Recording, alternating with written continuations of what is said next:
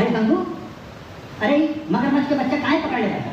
काट ली तब? बाबूजी, मगरमच्छ पे गंगा माई की सवारी होला ना। और ये तो हमनी के दोस्त भी बन गई बा और अब हमनी के काटेली ना और हम एकर नाम भी रखले बानी। अच्छा, का नाम रखले बा? तनी हमहू त सुनी। हमार नाम गंगू और एकर नाम गंगा बा।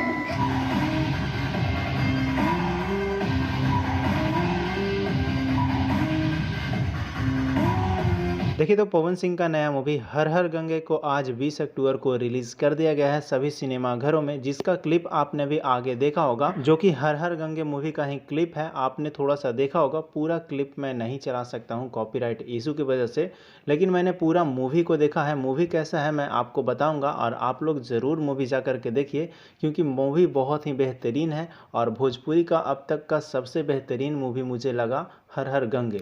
जी हाँ, क्योंकि इस मूवी के अंदर बहुत ही बेहतरीन स्टोरी के साथ में मूवी को बनाया गया है। साथ में पवन सिंह का एक्टिंग बहुत ही बेहतरीन इस मूवी के अंदर देखने को मुझे लगा। दोस्तों मूवी बहुत ही बेहतरीन है, आप लोग मूवी को जरूर देखिए, क्योंकि अगर मूवी कोई अच्छा बनाता है और आप लोग सपोर्ट नहीं करोगे तो अच्छा मूवी बनाने का कोई फ़ायदा नहीं है।